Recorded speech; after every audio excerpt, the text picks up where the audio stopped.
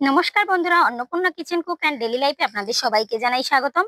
তো বন্ধুরা, আজ আমি আপনাদের সাথে শেয়ার করব ভাসে মাছ দিয়ে করলা বা উচ্ছের একটা সাধারণ রেসিপি। এই ভাসে মাছগুলো কিন্তু আমাদের ঘেরে চাষ করা। তো দেখ কত বড় বড় হয়েছে। চলুন বন্ধুরা, রান্নাঘরে যে রান্না শুরু করে দেই কেটে কুটে নিয়ে। তো উচ্ছে বা করলাগুলো কেটে নিই।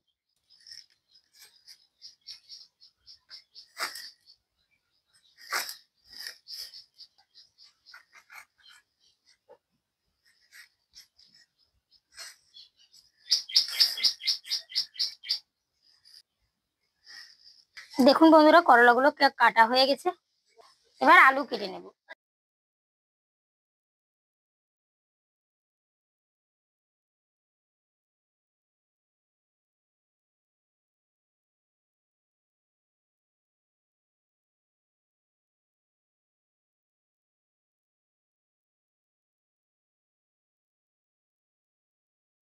তো বন্ধুরা, সব সবজিগুলো কেটে কুটে ধুয়ে নিয়ে আসছি। এখন আমি উনুন ধরিয়ে নেব।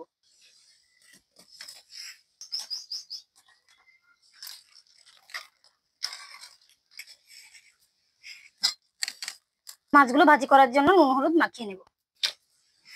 হলুদ গুঁড়া, নুন, কড়াইতে তেল দিয়ে দেব। তেল গরম হয়ে আসছে, এখন মাছগুলো দিয়ে দেব।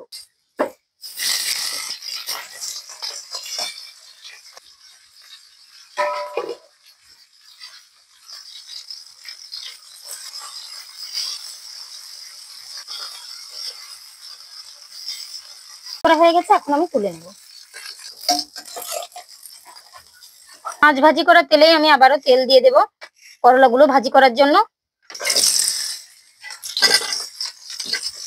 করলা কিন্তু আমি খুব ভালোভাবে ভাজি করে নেব, তা না হলে রেসিপিটা তেতো লাগবে। এর জন্য আমি বেশি করেই ভাজি করব।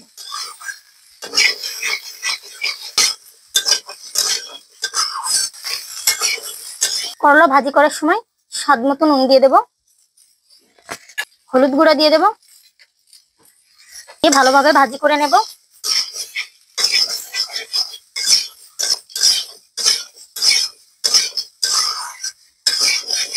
করলাগুলো ভাজি করা হয়ে গেছে, এখন নামিয়ে নেব। আবারও তেল দিয়ে দেব আলু ভাজি করার জন্য।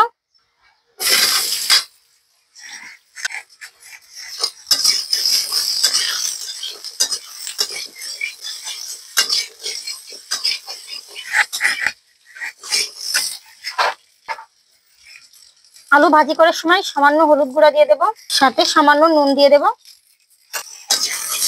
দিয়ে ভাজি করে নেব।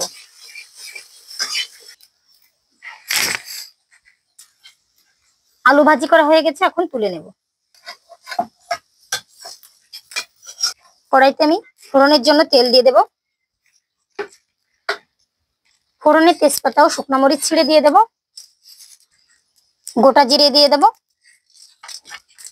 পেঁয়াজ বাটা দিয়ে দেব, আদা ও রসুন বাটা দিয়ে দেব, কালারের জন্য একটু শুকনো মরিচ বাটা দিয়ে দেব, সাথে কাঁচা মরিচ বাটাও দিয়ে দেব।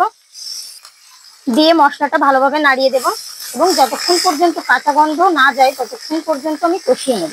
তো মশলা ভালোভাবে কষানোর জন্য সামান্য পরিমাণে জল দিয়ে দেব। পেঁয়াজ রসুনের কাঁচা গন্ধ চলে গেলেই আমি পরিমাণ মতো হলুদ গুঁড়া দিয়ে দেব,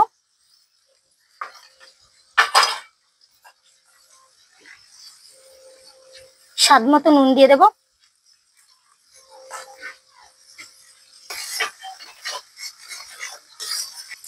টমেটো পেস্ট দিয়ে দেব,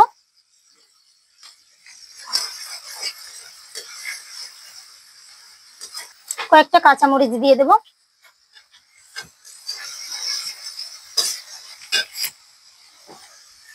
এই মশলা কষানোর ভিতরেই আমি আলু দিয়ে কষিয়ে নেব। তো আমি আলুর সঙ্গে করলাও কষিয়ে নেব।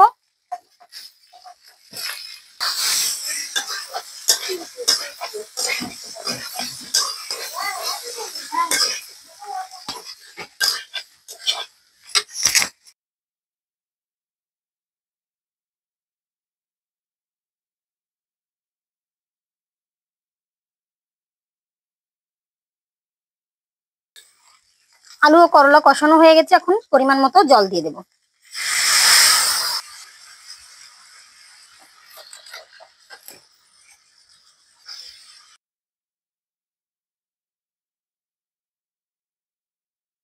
জল ফুটে আসলেই ধনিয়া বাটা সাথে জিরা বাটা দিয়ে দেব।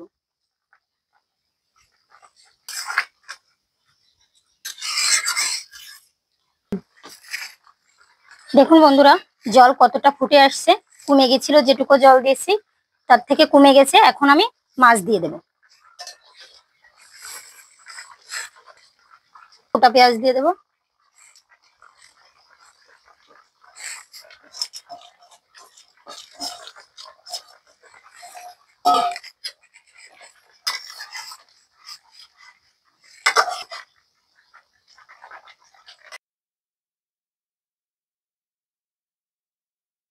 করলার রেসিপি হয়ে আসছে, এখন নামানোর আগে সামান্য পরিমাণে মশলা বাটা দিয়ে দেব।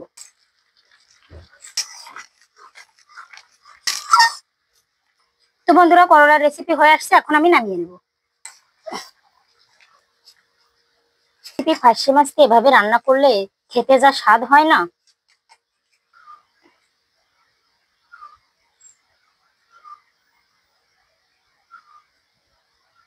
তো বন্ধুরা, ফার্সি মাছ দিয়ে করলার এই রেসিপিটা আপনাদের কেমন লেগেছে?